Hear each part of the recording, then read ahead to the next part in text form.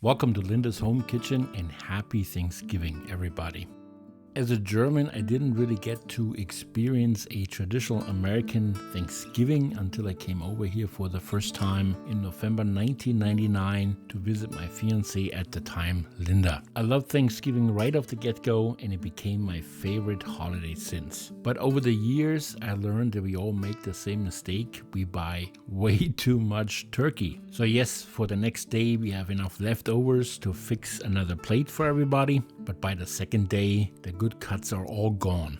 But there should be enough meat left on the bone to turn the remaining turkey into a wonderful turkey corn chowder. It's delicious and it's easier to make than you think, so let's cook.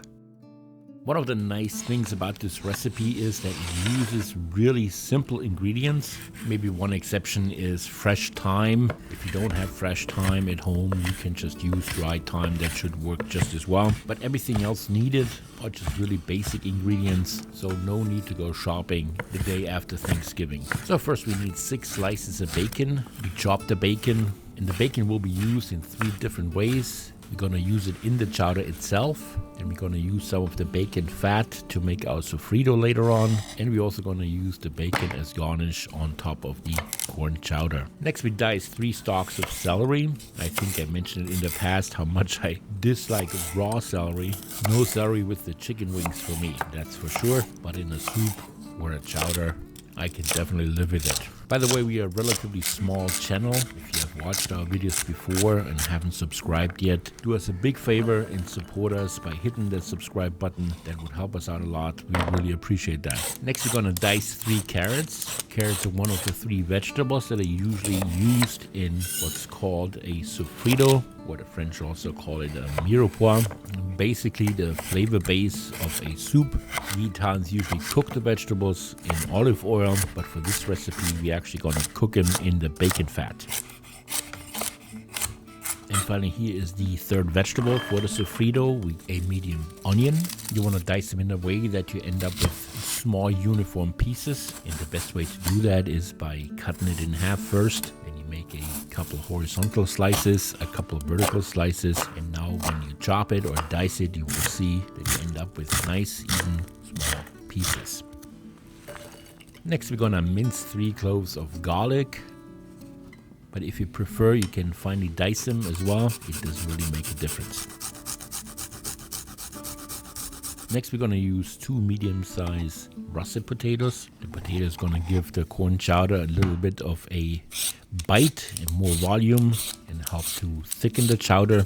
Obviously, we need to peel them first and then we chunk them, preferably in about 1 by 1 inch pieces.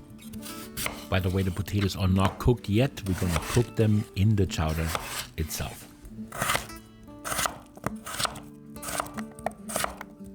And to make sure the potatoes don't turn brown or oxidize, simply store them in cold water until you use them. Next, we're going to shred 1.5 cups of cheddar cheese. Cheddar works really well in the chowder. Not only does it add volume and flavor to the recipe, it also adds some color. So and here are the rest of the ingredients needed. We use 2 cups of cooked and shredded turkey. We also need a 1/3 cup of flour, 2 cups of half and half, and 4 cups of turkey or chicken broth. So let's put it all together. First we put the bacon in a Dutch oven over medium heat and cook it until it's crisp. Once the bacon is done, we use a slotted spoon to remove the bacon from the Dutch oven and put it on a paper towel. And next we remove all but 3 tablespoons of fat from the Dutch oven. Next you can add in the onions, carrots and celery. Let them saute for about 5 minutes and use a wooden spoon to stir and scrape up the bacon bits and pieces from the bottom of the pot.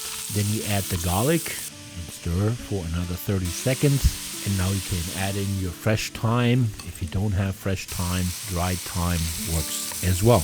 Keep on stirring, and now you can add your turkey or chicken broth. Of course, it wouldn't be a corn chowder without the corn. So we are adding 2 cups of corn kernels. They can be fresh, frozen, or canned. Any type of corn kernel would work just fine. Next we add the potatoes to the chowder. Then we season with 1 teaspoon of smoked paprika and 1 inch of cayenne pepper. And now we can place the lid on the pot and let it simmer on medium heat until the potatoes are fork tender. So before we add in the turkey, we remove the thyme sprig from the corn chowder. And here you go, all your leftover turkey goes into the chowder. And to thicken the turkey corn chowder, we mix 1/3 of a cup of flour in about 3/4 cup of half and half. Mix it well until you have about this type of consistency. And then you pour the remaining half and half into the corn chowder and mix it well.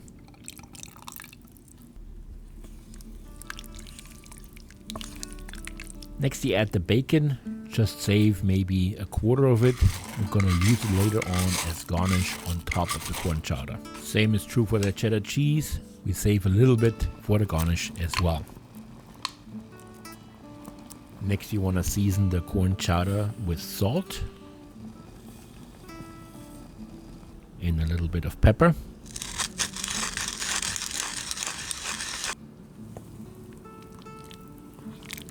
And now we thicken the corn chowder by pouring in the flour and half mix. Mix it in slowly and don't add everything at once. Only as much needed until the corn chowder is thick enough. So, and now we are ready to try a bowl. I really love how hearty this corn chowder looks. You can see the potatoes, the turkey, the carrots, the corn. Maybe have it with a slice of bread. I could eat this for days. Now we can top it off with some cheddar cheese and a little bit of bacon. And here you have it, your leftover turkey corn chowder. I hope you guys enjoyed the recipe. If you want to support the channel, please like or subscribe. And if you happen to watch this video on Thanksgiving or after, check the next suggested video for another awesome leftover turkey recipe. Thanks for watching. Yours truly, Linda and Stefan.